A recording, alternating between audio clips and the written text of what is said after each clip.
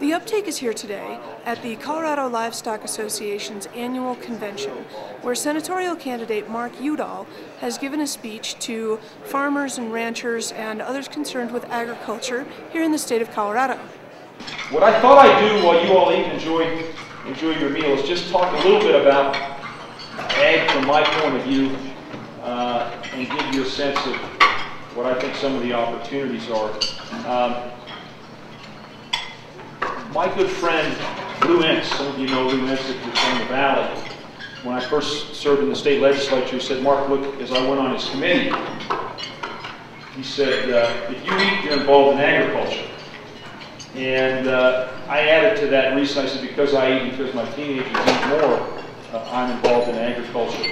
As a descendant of Mormon farmers in northeastern Arizona, where flood irrigation was the primary way in which crops were grown and livestock supported, I'm well aware that ranchers and farmers were and are and always will be the first conservationists. Let me talk more specifically about Fed Ag policy and my philosophy. It should, I believe, encourage farmers to farm sustainably and promote the development of alternative uses for their crops. And the federal government has not only an opportunity, but I think a responsibility to encourage farmers to use their land and ag resources for non-traditional purposes as well, including energy production. And not to talk in the syntax, if you will, or the language of the 60s, but we ought to be growing our own when it comes to biofuels. And I believe this is where we have the greatest potential when it comes to the whole new set of energy technologies that we're going to develop. We know where the wind production is. We have a pretty good idea where solar is going. There's also geothermal possibilities. But I think the whole world of biofuels, there's so much underway that's going to be exciting. Setting aside, I think, an argument that we're already moving beyond, which is corn-based ethanol. Some of you are well aware of those discussions. I think we do have to cut back on those subsidies and those encouragements because corn isn't sustainable, but it's given us a sense of what the new biofuels industry may be. I just saw a study that suggested we have enough land that we can grow about 65% of our current consumption in terms of feedstock by the year 2030, and I believe those are accurate numbers. We also should support farmers at the federal level when you all are coping from the extraordinary recovery costs from natural disasters. We should secondly promote trade agreements to be fair and enforceable. And we should institute country of origin labeling, cool, which I've been a supporter of since I was first elected to Congress. Let me talk about water for a minute. There's nothing more precious, there's nothing more valuable, there's nothing that defines us more as Westerners. My great-grandfather, I was talking to the gentleman over here from Colorado State University, my great-grandfather was named by the name of L.G. Carpenter. And he was one of the state's first water engineers and actually developed some of the testimony and actually testified in the first Kansas v. Colorado case way back 100 years ago.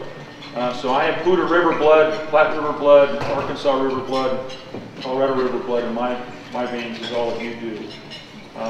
But we all know that the old adage still holds true, although we're trying to find ways to moderate it, which is whiskey's for drinking and water's for fighting over.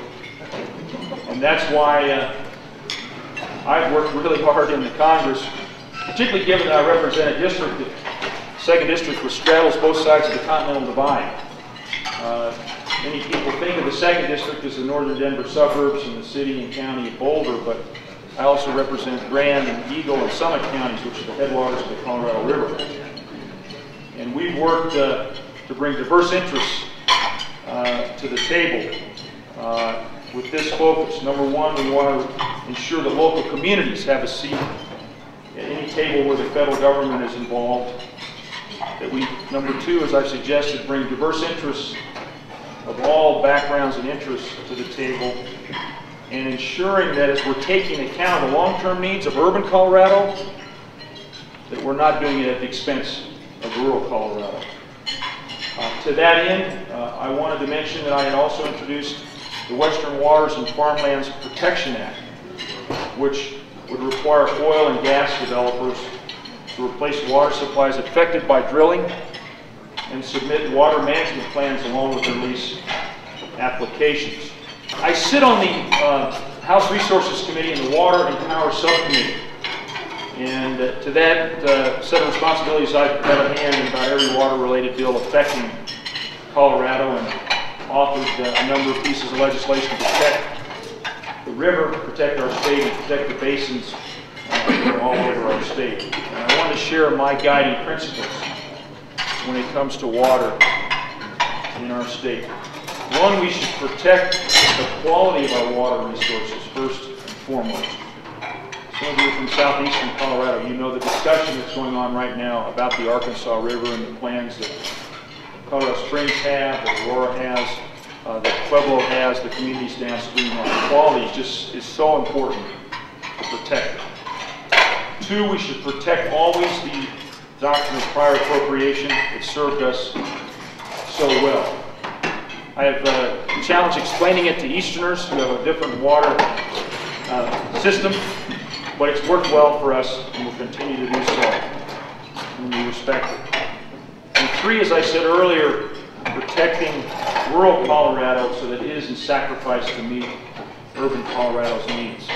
So again, I appreciate the chance to be here with all of you. I'm sure I'm going to see you on the campaign trail.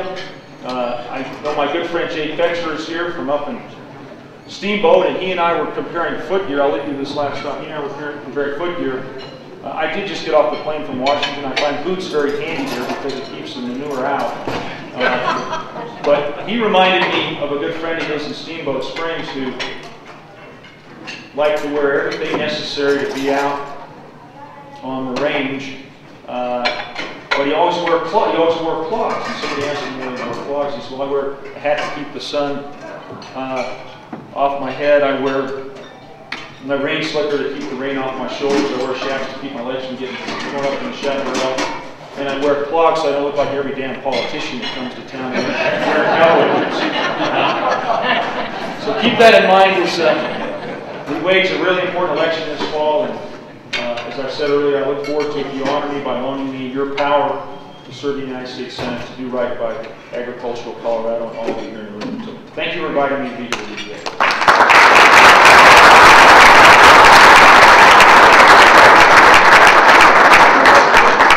This is Corinne McDermott with the uptake from the Denver Tech Center Marriott.